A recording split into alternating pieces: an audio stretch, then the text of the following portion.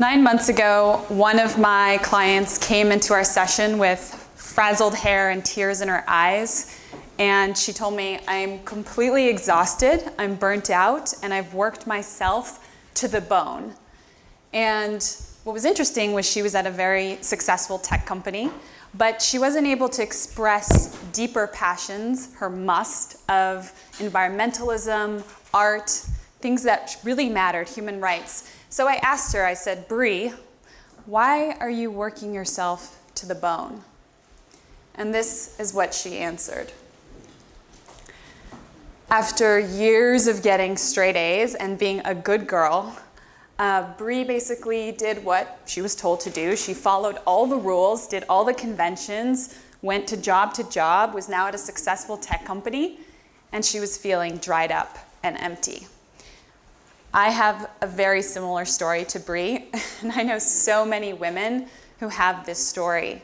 I was a daughter of immigrants. My family's from Argentina, and we immigrated to Canada when I was very young. And I did the good girl thing. I was so motivated to repay my parents for their sacrifice, and that was my mentality. My biggest fear in life was disappointing my parents for a very, very long time. And it's amazing to see that Bree isn't alone, my story isn't alone, and this is happening to women everywhere, that we feel this enormous pressure to be good, to be a good girl. And that's what I want to talk to you all about today and get into, and hopefully offer you some practical tips for your businesses about how this myth might be showing up in your life. So first, to understand this myth more, we want to understand what a myth is. And a myth is a story that's perpetuated by culture. Some are really traditional, they've been around for thousands of years, and some are recently new. But what's really interesting, or when I understood this about myths, it changed a lot. Myths are also a way for people to sort of control and distribute power in a society. So some people have these stories that they can say, and that keeps some of us oppressed and some of us in power. So what is the good girl? The good girl is quiet, she's modest, she's nice, she's obedient, she's perfect, she's pure, people-pleasing. I like to say that the good girl is feminine without sort of the messy or dark parts. It's the part that's just the clean feminine, right? And so I want to ask you, where does this come from? Can you think of a very old story, it's a religious story, where we learned that it's not good to be bad? Does anyone know what that story might be? Yeah? Yeah? What is it? Adam and Eve. Yeah, this is one of the most classic stories of the good girl who goes bad, and boy, do we all pay consequences, right? So in the story, she bites the apple the snake tells her to. By the way, the snake has a lot of significance for female sexuality and other things. And she bites it, and what happens? We're all cast from the Garden of Eden, and we're all, for thousands of years, now sinners, right? Thank you, Eve. And this is, actually one of the most damaging stories in our collective psyche. The myth has reinforced the stand that women should always have second-class citizenship because they were created after Adam from his all prohibitions placed on women. Eve is used as the validation. This is from an artist, Nancy Ann Jones. So an old example of a myth that's been perpetuated by culture. What about recent examples? Well, we have the proper lady from Victorian times, British Victorian ages, and then the 1950s, we saw a surgence of this proper lady, a good wife who was always doing the perfect thing. These are all perpetuated in the media. We also have the princess, right? Think about the princess is in the psyche of little girls everywhere. And what's fascinating about Disney, actually, and now it's starting to change with Pixar, which I'll talk about, but fairy tales are actually quite dark. When you study original fairy tales, they're kind of messed up. Like weird things happen, people get like amputated, like weird, crazy things happen. But in order to make it digestible for children, the Grimm brothers took out all the shadow elements of fairy tales. And so, especially the women characters, there were no messy or dark parts. It was the Sleeping Beauty, right? The image of perfection. And so we've had that for a very long time. And then there's the MarySue from, the MarySue archetype is the perfect girl who You know, everyone wants to be her, all the guys want to date her, the popular girl. So a lot of us growing up in middle school, high school, we looked up to this Alicia Silverstone kind of archetype, another facet of the good girl. And finally, there's also the virgin, right, who's like the Madonna, the pure, the archetype of purity, which is the highest, right? And somehow the virgin, nature loves the virgin. The virgin has direct access to the divine. That is the myth that many of us have been living with too. In addition to all these stories, what's fascinating is that if you look at literal dialogue in movies, if you analyze movie scripts, just by word count, they did this with an algorithm, you'll notice that men speak way more than women in the movies. So an analysis of 2,000 films, 1,000 of them, 60 to 90%, the males were speaking. 60 to 90% of the movie, males spoke. Only 164 out of 2,000 did 60 to 90% of females, and only 300 out of 2,000 was their gender parity, where both spoke equally.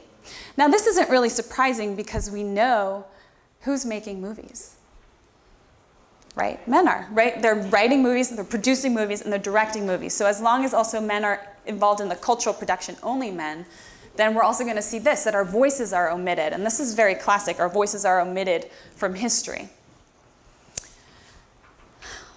So what I'm really interested in sharing is how these myths and this culture affects the psyche of a woman. It affects your psyche today as an entrepreneur. How is this actually getting to you? And this is what I want to talk about. Because myths and culture affect our psyche, affect our psychology.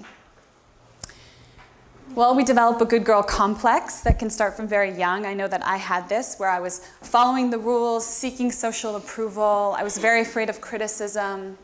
I really wanted to avoid making mistakes or taking any risks at all.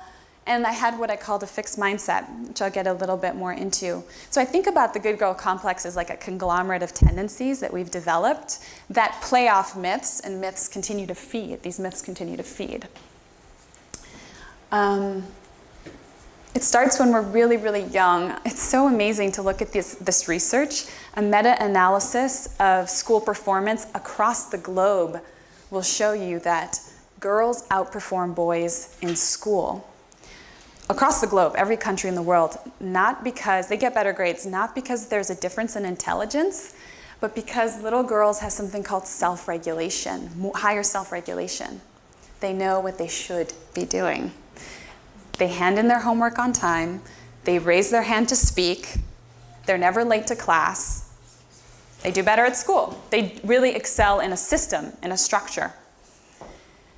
And what's really fascinating is that parents and teachers, so there's research by Carol Dweck, who's a psychologist at Stanford, shows that parents and teachers and our entire culture reinforces this. That they'll praise little boys, more likely to praise little boys for effort and hard work, whereas they're more likely to praise little girls for traits, fixed traits like intelligence and purity, like being good. And what this creates is actually something down the line. So Carol Dweck talks a lot about a growth versus a fixed mindset. A growth mindset is the belief that you can change, that things can, if I practice, if I do 10 minutes a day, things will result in something different. Whereas a fixed mindset is the belief that things can't change. And when they study girls later in adolescence and they give them hard tasks, compared to boys, girls are more likely to quit. There's research studies that have shown this because of this fixed mindset, so persistent. It affects persistence. It affects our ability to sort of continue with a task over time. So really fascinating research. And similarly, when you look at these girls, these Harvard researchers looked at girls at the critical ages between 9 and 14 and found that when girls are 9 years old, they're super loud and like still kind of giving their opinion, saying their truth. But then when they get to 13, 14, they followed the same group of girls, they got more and more quiet. They started speaking less. And they studied why was this happening? What were the mechanisms behind it? And it turned out that girls were afraid of backlash. They were afraid of the social trade-offs of speaking up and saying their truth, expressing their true beliefs, desires, feelings, and attitudes. And this blew my mind because this is such a critical time where we can examine our shoulds and musts, but this is also the time where the media is bombarding us with messages around being a good girl, and we're feeling the social pressure to be that good girl, right? And this stays with us for the rest of life, depending on how we dealt with this period of time. So is it surprising that we have a discrepancy in leadership in tech? You know, we talk a lot about how there aren't, I wrote this article, why aren't there more women leading design at tech companies? But we also see this leadership discrepancy in all industries. We see this gap of leadership. And it's really not surprising because of what we know from before and what leads to the good girl. This is one of my favorite movies, Frozen from Pixar. This is Princess Arendelle. You know, she has a superpower which she can manipulate and produce ice at will. She can build castles in the sky. And when she's a princess about to become a queen, what does her father do? Gives her a glove because the father says, listen, this is a really dangerous superpower. You can't have this. So let's keep it under wraps. And when I think about the good girl, this is what I think about. The good girl is Princess Arendelle with the glove on. That's the state of the good girl. And so we want to take the glove off. How does this happen? How do we go from good girl to empowered leader, empowered entrepreneur? Well, in order for anything to happen, we know we have to take a journey. And so one of the most well-known models for this is by Joseph Campbell. He's a mythologist and historian. In the 1950s, he developed the hero's journey model. And it goes something like this. There's a call to adventure, and the hero goes off. But first, he doesn't want to. He actually says, no, I don't know that this is for me. But something horrible happens that forces him to actually go. And then he goes and has all these trials and tribulations, which usually means slaying demons or the obstacles of the going out and on adventure. But eventually he's triumphant and comes back and shares his gifts with the world. This is the hero's journey, right? And this is actually a wonderful journey, and Joseph Campbell is brilliant. But we have to also just realize and be straight up about this. He was a man, and every single example in his stories were all men. And so was he really thinking from the psyche of a woman? Could there be a model that could better help women to understand what they're grappling with? So Maureen Murdoch came out with the heroine's journey decades later, and her main point and argument, which I agree with, is that as women, in some ways, we have a different reality and starting point because we're born into patriarchy. And being born into the current system, we're born second class. So there's a different journey that we have to go on. She also calls this an internal journey. And so it's a little bit different. And for the purposes of this presentation, I've simplified it into 6 phases. Her original model has many more phases that I encourage you to go check out. So first, we're born into patriarchy, and then we feel success as a good girl. This is the point that Bree came to me in. She's like, a successful tech career, she's making good money, she's feeling great, but except she's not. There's like this deep emptiness and dryness, and there's a range. Some women come to me and they're like, there's something missing, I don't know what it is. You know, there's some who are feeling super burnt out, but there's some feeling of like, I've done all the right things, I've followed all my shoulds, and now I'm ready to go to the other side. That's reclamation. We're reclaiming something we've lost. So we're reclaiming something we've lost. So think about Elsa with the glove, right? What does she have to reclaim in that moment? Yeah. And then there's the sense of finding wholeness where we integrate the masculine and feminine and we share our gifts. So it's a slightly different journey, and I think it's a really interesting model for us to consider in the psyche of a woman. And I want to speak a little bit about this reclamation phase. What are we really reclaiming? Desire is huge. That's the must that Elle's talking about. Fundamental desire. What do you want? Creativity. You know, I think about that's the creative power to build castles in the sky, to sing, write poetry, to paint, to do what you want to do, to make a business, you know? Pleasure. I mean, I can't tell you, as I have to deal with this every day with myself, how guilty I feel about feeling pleasure about all the time, like from anything, you know? Just, you know, I have to, it's constantly something I'm working on. To be able to eat something delicious or take a bath or to smell a flower and be like, this is my birthright, you know? Intuition, you know, let's be honest, we live in a world where logic and rationale is what's supreme. So we're reclaiming our intuition as well as women so we can navigate our career decisions with this. Our strength, and I mean, in some ways, the strength is really the courage also to be vulnerable. So it's not the sort of like strength on the outside, like everything's okay. It's the deeper strength of being a woman, you know? And the sense of worthiness, I think if we have these old stories like Eve, and then there's also Lilith, which came later, if we have these stories ingrained in our psyche, there is something deep in us that tells us like, hey, we're not actually as worthy.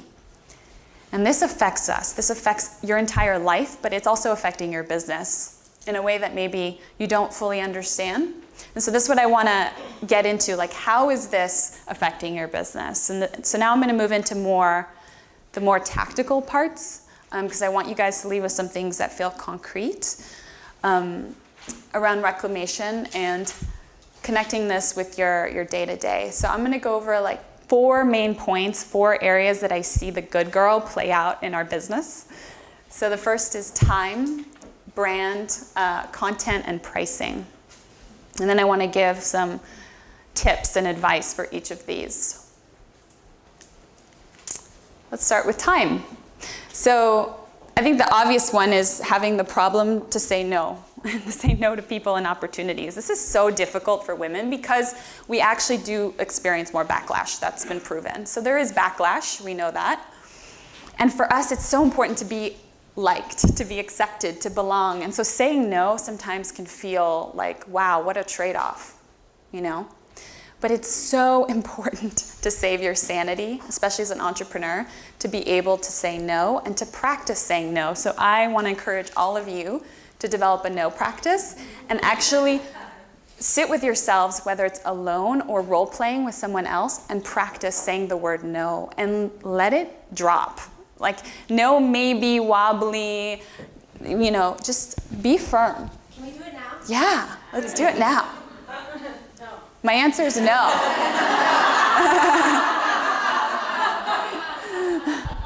This feels like a no. This feels like a no. I love you, but no. So, you know, I feel like just practicing saying no is really, really powerful. Yeah. You're a spectacular human being, which makes it really hard to say no, but no.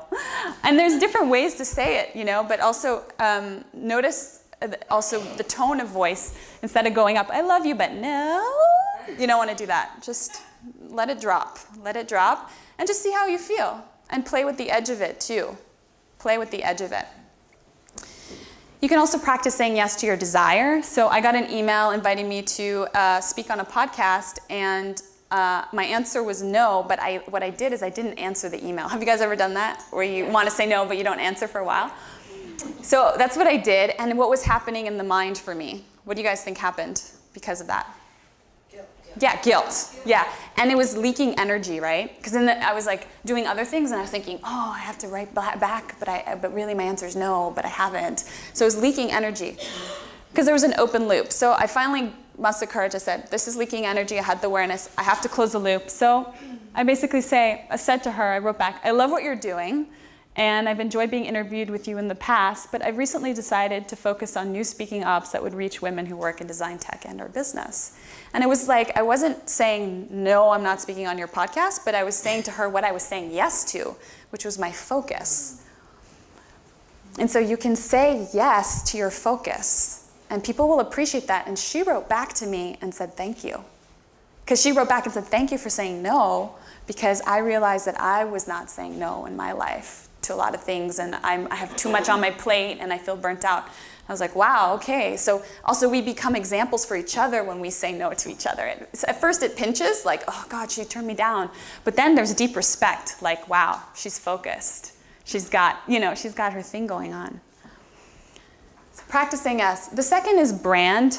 Okay, so it's really interesting. The good girl hesitates often to put a stake in the ground out of fear of excluding or offending people. I felt this way when I decided I wanted to focus on women's issues. I felt really like, oh, but I'm going to be excluding all the men. And I'm going to get backlash. And you know what? Some people, it's funny, some people say, why don't you work with men too? And I said, that's just not my dharma. That's not my purpose. Some other people are doing that. That's great.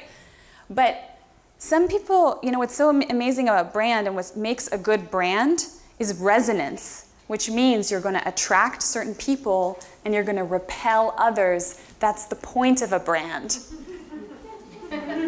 But the good girl doesn't want to repel anyone and is like, oh my God, I'm so scared. But that's the point. So put a stake in the ground. What do you believe in? I take a stand for animal rights, women, delicious, amazing food. What do you take a stand for?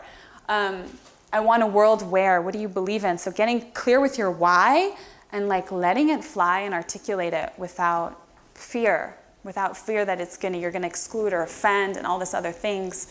Just let it go. So I think with brand, that's where I see, and this is actually the benefit of doing this, is you become a thought leader. You become an expert when you define. So don't let the good girl get in the way of you defining your brand. Put a stake in the ground. Content. Often the good girl, what will happen is overgive and cram in a way as much to please clients and others. I don't know if you guys ever done this. You've done a webinar or newsletter and it's like a huge long essay and it's like really the webinar is like a really content for a retreat. Like it's too much, and think about, well, why am I doing that? Oh, it's because there's a sense of like, if I don't give them value, it won't be enough. But I want to assure you that a little bit goes a long way.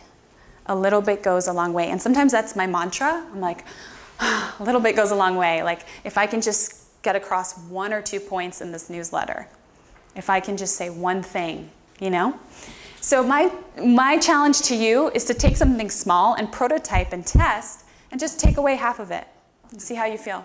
And see if anyone notices. My guess is nobody's going to really notice. In fact, people are going to, because also people don't have that much, to retain so much information. Do you know what I mean? They can only remember a few things. So just keep it simple. So for me, content is another way that I've just really noticed the good girl come up and how I can start to change it. Finally, when I hear about women who are badass and amazing and they give their services for free or for barely any price, I'm like stunned. I can't believe it.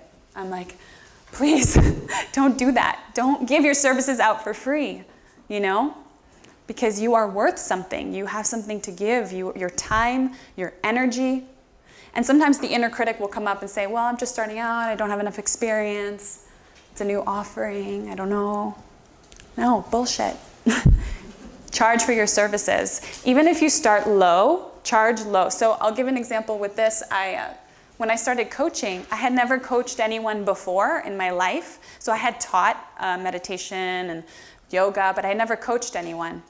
And I started coaching. I didn't coach for free. I actually asked for something because that created an exchange. And then I rose my prices. And I think that I just want to share with you all a really simple process to raise your rates that you can apply that I have found extremely useful. I've used this. I raised my rates by 65% last year by using this method. And it's really simple. I got this step from Ramit Sethi, who is this guy from I Will Teach You How to Be Rich. He's a funny guy. But the first is you want to understand what your clients want and need. So this is deep empathy work. What do they want? What do they need? The second is you want to convey the results you've given to date. So say, listen, we've been working together for a year. Look at everything you did. You started your own art business. You got a promotion at work. You got out of that relationship. You are getting more sales, whatever it is. So remind them of all the badass things you've done for them, that you've done together in collaboration with them. And then offer them more value and propose a new rate. So it's always nice to come back and offer more value. So from step one, you understood what they want. Come back and say, okay, you said this. Here's something that I think I can offer you this upcoming year that I think will really step it up for us. But here's my new rate. And then this is the hard one for the good girl. Offer to refer if it doesn't work for them. As in, like, be prepared for people to drop off when you raise your rates. That's okay. That's part of this, the process. And that's okay. So again, in all these steps that I'm going through, we're reclaiming something. In this step, I'm seeing like reclaiming desire and what money do you want to make, and your sense of worthiness too. You're reclaiming that. The benefits of this are amazing, like just seeing how much it's changing now. Like, I think we're in a special time where there's so many more entrepreneurs now, women entrepreneurs, than ever in history. We're contributing to the economy way more than ever before. 126 million women, many millennials starting and running businesses. Like, it's an amazing time. It's so incredible. And I really feel like women are becoming artists, designers, scientists, entrepreneurs. They're really giving their gifts. We're finally really able to give our gifts in a way, especially out here. But we have to deal with the internalized stories like the good girl myth in order to really do this, to really fully do this. So I think about Elsa when she finally says, let it go, right? Here I am, right? And then she goes, may the storm rage on, cold never bothered me anyway, right? She's so like strong and so free and letting go of her creative power. And it's so beautiful to see. And I just love the line where she goes, that perfect girl is gone. She's talking about the good girl. She's shedding the good girl. By the way, this screenplay was written by a woman, Jennifer Lee. So cultural production, new story, little girls singing this everywhere across the world. It's happening. It's happening. So Bree, as part of our work together, after working for 6 months together, she got promoted at her work, which was awesome. She started painting her environmental paintings, and she started selling her paintings online. For me, this was like, I had so much fun working with her because I felt like she went through that reclamation process where we really became aware of how she was trying to please everyone and she was living in this should place. And now she's just so much happier at work and outside of work. It wasn't like she had to like abandon everything and move to Africa or do anything extreme. It was just a shift, she needed to make. So the heroine's journey can look really different for different women. It could mean quitting your job. It could mean starting your business. It could mean something else. So I just really loved working with her, and she's beautiful work. You can check her out, brienoelart.com. Highly recommend.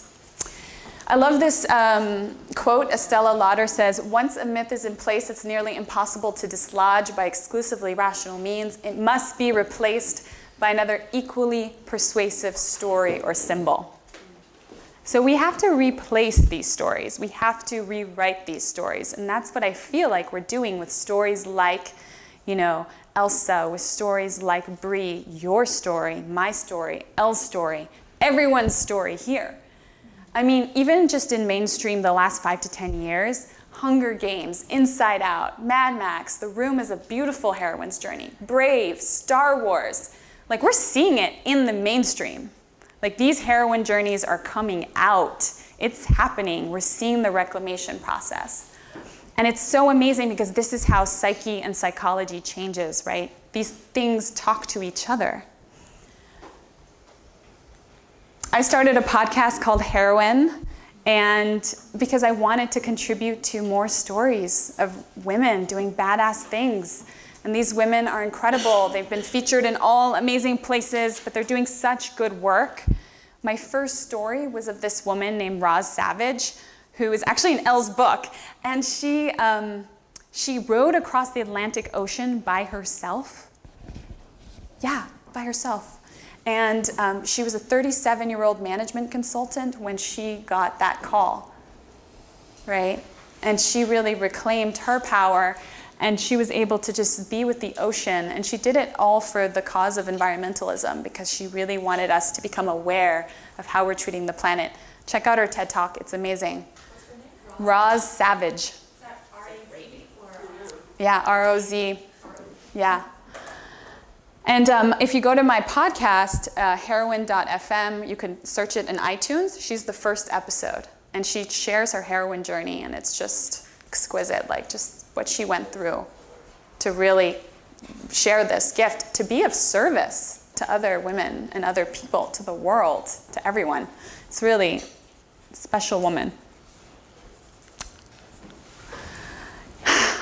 And what's so amazing is that you are all here rewriting your story, you know, being entrepreneurs, taking the courageous path, starting your own business. Like, you have a story to share, and it's so important that you share it, because that's how we're going to rewrite these myths. That's how we're going to actually come together and co-create the future as men and women.